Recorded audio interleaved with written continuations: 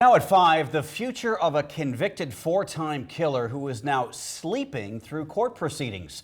Good evening, I'm Craig DeGrelli. And I'm Jennifer Griswold. Advocates for Anthony Garcia continue to portray him as depressed and mentally ill in an effort to keep him off death row. And today they focus some of their testimony on his time as a doctor here in Omaha. Senior reporter Jake Wazikowski is covering the case.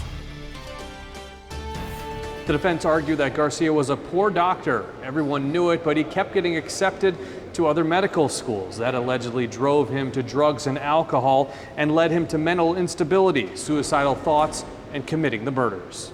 Anthony Garcia continues to be present for his death penalty hearing, but it's like he's not even there. He slept most of the second day also. His defense argued he was an underqualified doctor whose mental health was deteriorating drastically when he worked at Creighton. Dr. Kurt Newring testified how Garcia felt pressure from his family to be a doctor, which allegedly led him to drinking heavily, prescribing himself drugs, and becoming more belligerent. His family said they didn't pressure him. Instead, they supported him financially and emotionally, but he never asked for help. He didn't talk about problems much. He didn't provide much detail. He wouldn't share with them what was causing his problems.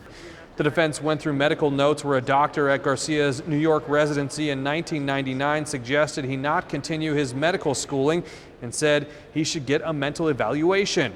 Newring says Garcia's behavior was getting more aggressive during his Creighton residency in 2001.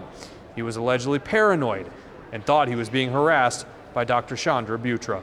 He's accusing her of being hostile, of degrading him, insulting him, threatening legal actions. Much more of a belligerent posture towards her than he had been shown towards previous supervisors. Is it fair to say that he's perceiving an exaggerated response on her part? Yes. Newring said Garcia later had reoccurring negative thoughts about Creighton and started taking testosterone and HGH before the murders. The hearing will continue on Friday. Reporting in downtown Omaha, Jake Wazikowski, 3 News Now.